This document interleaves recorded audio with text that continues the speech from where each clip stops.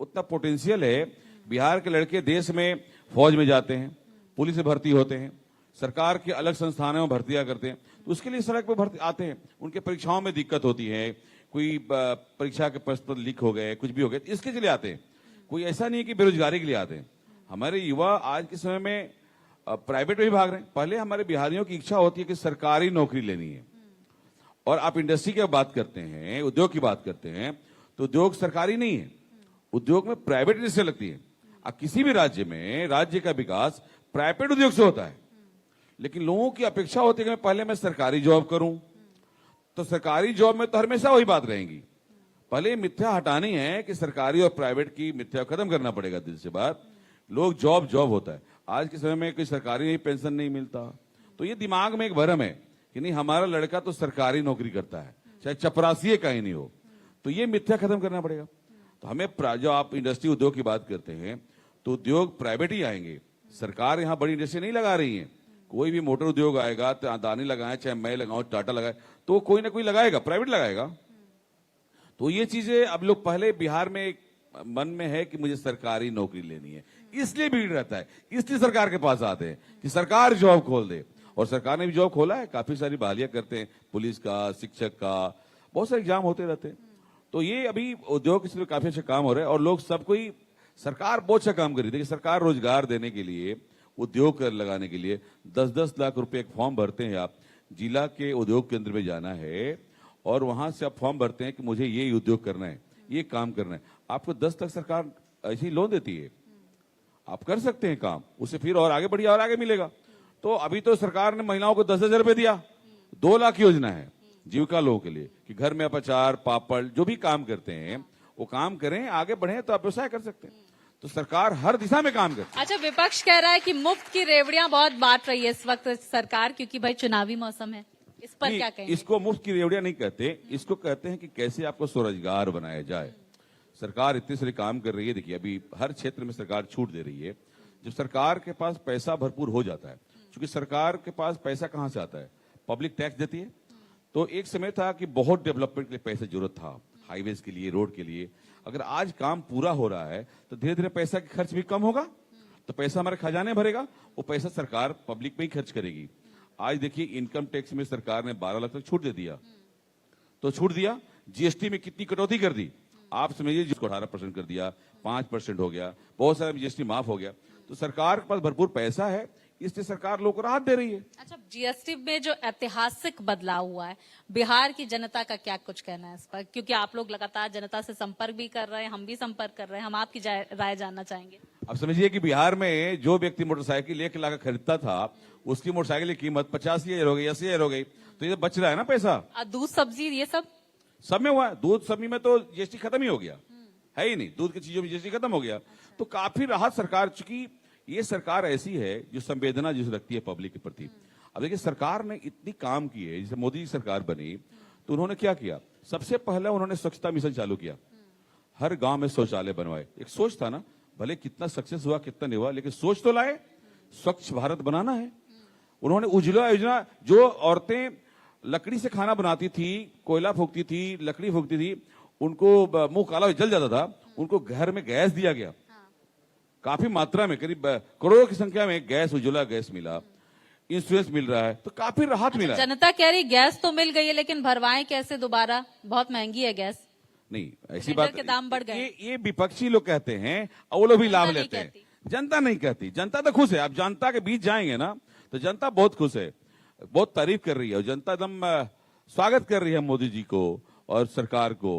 क्योंकि हर चीज में सरकार ने हर चीज मदद किया है पब्लिक का, कर रहा है, लगातार कर रहा है, इसलिए जनता बहुत खुश है बिहार में, चाहे पूरे देश में खुश है। अच्छा, चुनावों को लेकर क्या तैयारियां भारतीय जनता पार्टी की? हालांकि कई सारे नेता हमारे साथ अब तक जुड़े हैं, वो अपना पक्ष रख रहे हैं।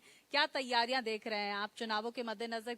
किन मुद्दों को लेकर? हालांकि सुझाव यात्रा भी आप लगातार निकाल रहे हैं, 20 अक्टूबर तक ये सुझाव यात्रा रहेगी, घोषणा पत्र तैयार होगा। घोषणा पत्र में क्या क्या वादे होने वाले हैं इस बार? क्या लगता है बिहार को क्या चाहिए?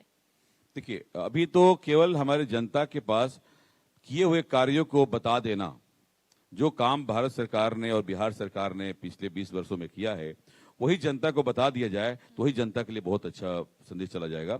क्योंकि सरकार बहुत सारे काम किए। जैसे बिहार में चुनाव है, बिहार में वो सारे काम हुए हैं जो होने चाहिए थे। बिहार में सड़क का जाल बिछ गया। समझिए पटना से बैठे हैं, पटना से आप किसी कोना में 4 घंटा पहुंच सकते हैं। एयरपोर्ट्स बन गए, स्कूल्स अच्छे बने, हॉस्पिटल्स आए, एम्स बने। ग्रामीण इलाकों का क्या? नहीं, ग्रामीण इलाकों में भी सड़क बने हैं, काफी अच्छे बने हैं, सुदूर इलाके में भी बने हैं, हर जगह काम हुआ है। नहीं तो पहले बिहार में आप 4-5 बजे के बाद कहीं निकल नहीं सकते थे। आज रात के 12 बजे 1 बजे आप घूमते रहिए, आपको कहीं रोकने वाला नहीं है। अब पटना के ही आप परिकल्पना नहीं कर सकते थे पहले कि आप 1 बजे चले जाइए, 1 बजे वहां पे चाट और फोक्सा बिक रहा है और लोग भीड़ लगा के रील बना रहा है और डांस कर रहा है। तो ये आज का बिहार है। अब चूंकि मैं भी मुंबई में रहता था, आज मैं पटना में हूँ। अब मुंबई से ज्यादा आनंद आ रहा है पटना में। अब बहुत ही अच्छा है, यहाँ का मौसम भी अच्छा है, लोग भी अच्छे हैं, बहुत प्यारे लोग भी हैं, ताजी ताजी सब्जियां भी खाने मिलती हैं, सब कुछ भरपूर मात्रा में मिलता है। अच्छा, लालू के शासन में, नीतीश के शासन में क्या बदलाव? लालू जी के शासन में था कि आप 6 बजे के बाद घर से बाहर नहीं निकलना है, और नीतीश जी के शासन में है कि आप 24 घंटे घर से बाहर निकलिए, घूमिए। लालू जी के शासन में आपको विद्यालय नहीं थे, विद्यालय बंद करके उसमें चरवाहा विद्यालय बना दिया, और आज जो है डिग्री कॉलेजें खुल रही हैं, यूनिवर्सिटीज खुल रही हैं, हर गांव गांव में स्कूल बन रहे हैं। तो ये बदलाव है ना। आज पटना का क्या डेवलपमेंट देख रहे हैं आप? पटना बदल सके। कोई अगर पटना 10 साल के बाद या 15 साल के बाद आएगा, वो पहचान नहीं सकता, अपने घर पहचान नहीं सकता, किधर जाएंगे। इतने सारे रास्ते, इतने हाईवेज, रोड, सब ओवरब्रिज बन गए, ब्यूटी सिटी हो गया अभी पटना। मैं देखता हूँ खुद ही, बताऊँ क्या योजनाएं थी। आज समझिए आज कितना बिहार के लिए गौरव का बात है, आज से पटना मेट्रो चालू हो गया। एक सपना था, कोई सपना नहीं सोच सकता था कि बिहार में मेट्रो, वो भी अंडरग्राउंड मेट्रो। तो ये मोदी जी और नीतीश कुमार जी का देन है। कोई बिहार के बारे में कल्पना नहीं कर सकता था कि बिहार में ऐसा बदलाव हो सकता है। आज देश दुनिया से भी जो भी बिहार के लोग हैं, बिहार की तरफ देख करके खुश होते हैं और आते हैं बिहार। आज कल ही मेरे एक साथी अरुणाचल प्रदेश से आए थे, 30 साल से अरुणाचल प्रदेश रहते हैं। वो कहे कि मुझे ये रहने का मन कर रहा है। मैं आया तो मुझे बहुत अच्छा लगा, क्योंकि यहाँ से उनका घर था बक्सर, बोले कि 1.5 घंटा पहुंच गया।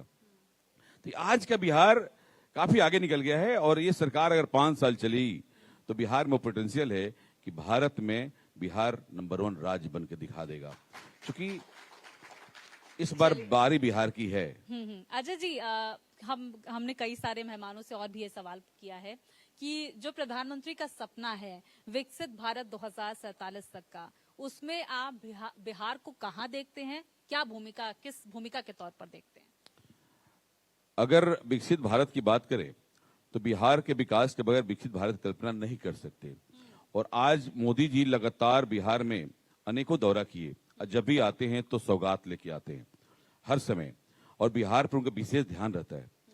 और वही ध्यान की वजह से देखिए बिहार का सड़क, अभी एक से एक ब्रिज, हाईवे ब्रिज, अभी झूला वाला ब्रिज का उद्घाटन हुआ, पूर्णिया में एयरपोर्ट का उद्घाटन किए।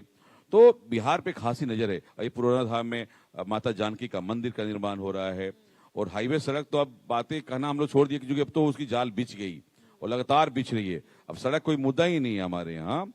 तो मोदी जी की खासी नजर है कि बिहार में कैसे अब रोजगार, अब बात की उद्योग का, तो उद्योग के लिए बढ़ावा देने पे काम हो रहा है। अभी काफी उद्योग लग चुके हैं और लगने हैं।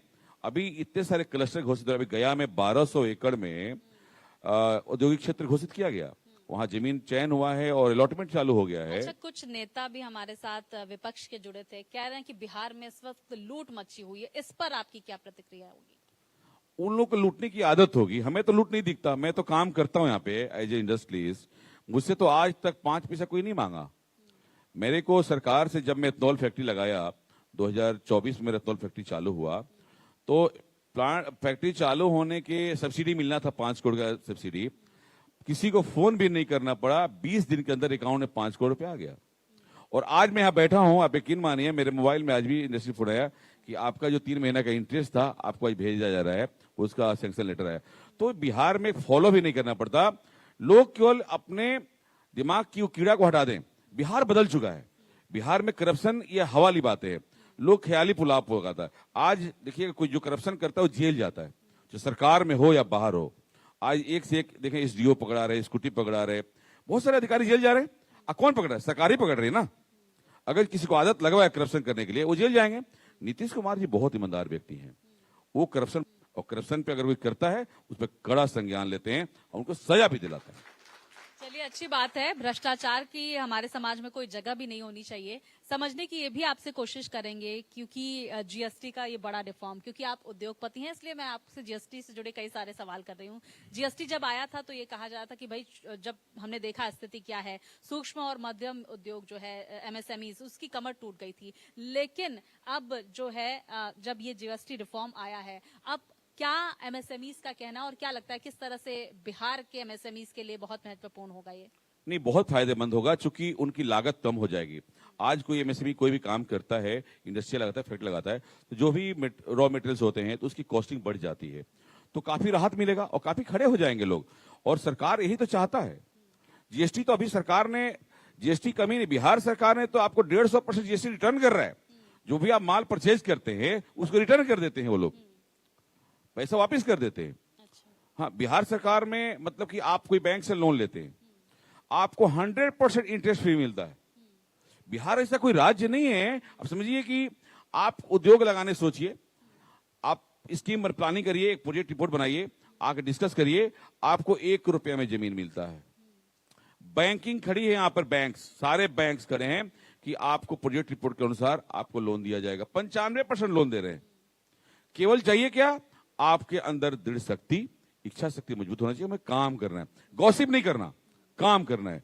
हम काम करने वाले लोग काम कर रहे हैं। अच्छा, कुछ पार्टियों के नेता हमारे साथ विपक्ष के जुड़े, जिनसे जुड़े ही सवाल कर रही हूँ मैं। मनोज जी अभी हमारे साथ जुड़े थे, जन स्वराज, कह रहे हैं कि भाई, बैंक से लोन लेना इतना मुश्किल है कि अगर कोई अपना उद्योग भी स्टार्ट करने की कोशिश करता है तो इतने सारे कागज चाहिए होते कि महिलाओं के पास और जो छोटे उद्योगों से जुड़े हुए लोग हैं उनके पास वो कागज ही नहीं होते, तो लोन लेना भी बड़ा मुश्किल है।